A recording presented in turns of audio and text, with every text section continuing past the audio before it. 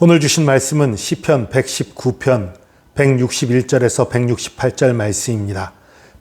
시편 119편 161절에서 168절 말씀 받들어 읽겠습니다.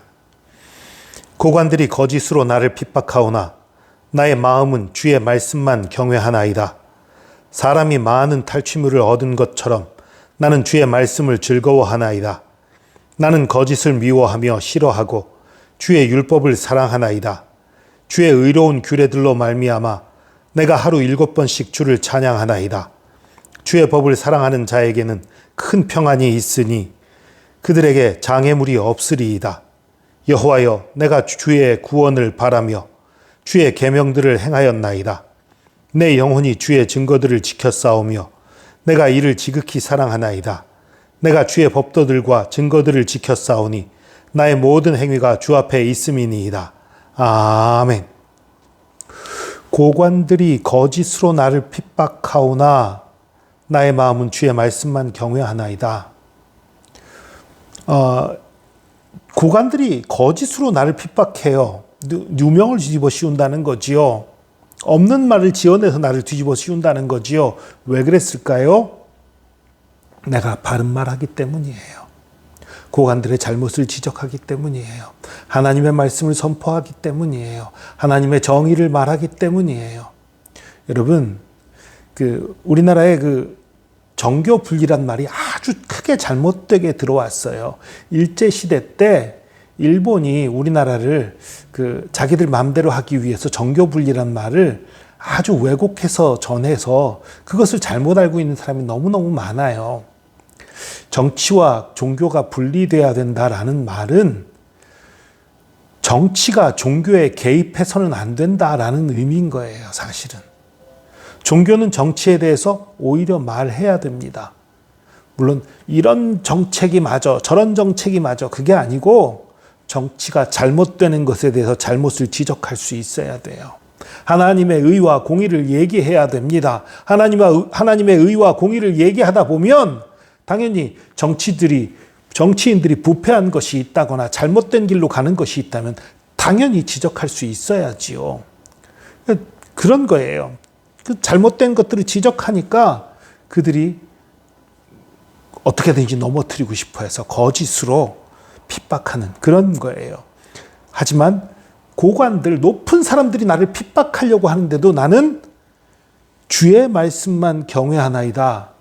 여기서는요, 하나님을 정말 존중하고 높인다 이런 의미라기보다도 두려움에 대한 표현이라고 봐야 돼요. 경외한다는 말 자체가 두려워한다라는 의미가 들어가 있는 거거든요. 고관들이 나를 핍박하지만 나는 고관들을 두려워하는 게 아니라 하나님만 두려워한다. 이런 의미인 거예요. 사람이 많은 탈취물을 얻은 것처럼 나는 주의 말씀을 즐거워하나이다. 요즘은요, 복권이라는 게 있지요. 복권 별로 좋은 거 아닙니다. 복권 당첨된 사람들, 거액이 당첨된 사람들 10년 뒤를 조사해 보면 95% 이상의 사람들이 복권 당첨되기 전보다 상황이 안 좋다고 그래요. 별로 좋은 거 아니에요. 근데 어쨌든 복권 거액이 당첨되면 다들 기분이 아주 좋지요. 그런데 옛날엔 복권 같은 건 없었지요. 근데 복권 비슷한 게 있었습니다. 전쟁에 승리해서 탈취물을 나누는 거예요. 엄청난 재물이 갑자기 들어오는 그런 일들이 생기지요. 그거에 묘사한 거예요. 오늘날로 말하면 사람이 많은 탈취물을 얻은 것처럼 나는 주의 말씀을 즐거워하나이다. 이 말을 오늘날처럼 하면 로또 복권 1등 당첨된 것처럼 내가 하나님의 말씀을 즐거워합니다. 이렇게 읽으시면 딱 맞는 의미예요. 나는 거짓을 미워하며 싫어하고 주의 율법을 사랑하나이다. 거짓을 싫어하고 미워하고 하나님의 말씀만 내가 사랑합니다. 주의 의로운 규례들로 말미암아 내가 하루 7번씩 주를 찬양하나이다.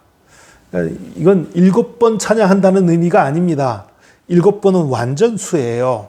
그러니까 여기서 의미하는 바는 내가 할 수 있는 대로 하나님을 찬양한다. 자주 찬양한다. 내 힘을 다해 찬양하고 있다. 이런 의미인 거예요. 언제든지 주님을 찬양하고 언제든지 주님을 높이고 내 입에 찬양이 가득하다. 내 열심을 다해서 힘을 다해 찬양하고 있다. 그런 의미예요. 주의 법을 사랑하는 자에게는 큰 평안이 있으니 그들에게 장애물이 없으리로다. 이 말씀 정말 주의해 보세요. 여러분, 지금 시편 119편 지금까지 이렇게 쭉 읽어오는 동안 1절부터 160절까지 읽어오는 동안 이 주인공에 대해서, 이 저자에 대해서 어떤 느낌이 듭니까? 아주 평안하고 돈 많고 잘 지내고 있는 그런 상황이었나요? 아니었잖아요. 계속 읽으면 고난을 당하고 있어요. 환난을 당하고 있어요. 공격을 당하고 있어요. 핍박을 당하고 있어요. 그런데 뭐라고 말합니까? 평안이 있다는 거예요. 그리고 장애물이 없다는 거예요. 아니, 나를 공격하고 나를 미워하는 사람, 그 사람들 장애물 아니에요? 아니라는 거예요. 나를 공격하고 나를 핍박하고 나를 넘어뜨리는 자들이 있지만 그건 장애물이 아니라는 거예요. 왜 장애물이 아닙니까?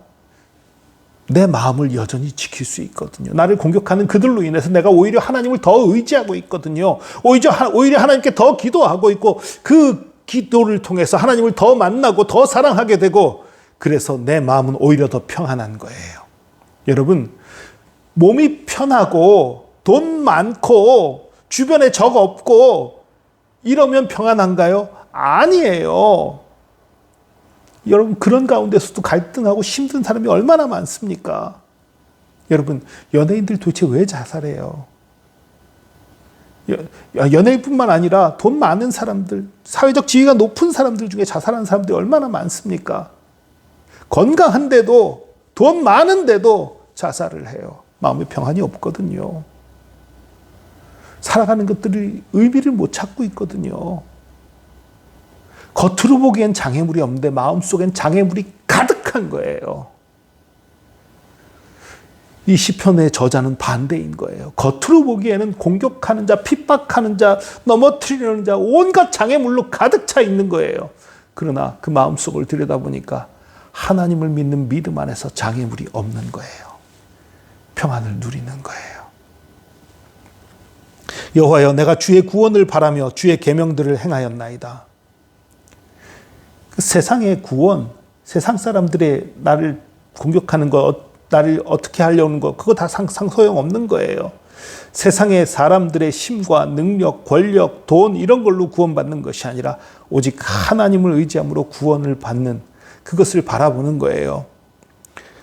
그래서 내 영혼이 주의 증거들을 지켜 싸우며 내가 이를 지극히 사랑하나이다. 단순히 억지로 지키는 게 아니라 정말 사랑하는 거예요. 여러분, 예수 믿을 때 초기에는 어쩌면 하나님의 말씀을 지키는 게 억지로가 될지도 몰라요. 그러나 억지로가 되더라도 하나님을 이거 지금 내가 기쁘지 않지만, 이거 내가 정말 좋지 않지만 그래도 하나님의 말씀이니까 내가 지키고 따르리라.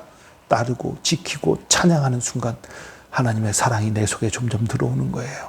내가 하나님의 말씀을 기뻐하기 시작하는 거예요. 즐거워하기 시작하는 거예요. 하나님의 말씀을 사랑하는 거예요. 사랑해서 지키게 되는 거예요. 내가 주의 법도들과 증거들을 지켜 싸우니 나의 모든 행위가 주 앞에 있음이니이다. 주님, 내가 주의 말씀을 잘 지킨 거 주님 다 아십니다. 이런 고백인 거예요.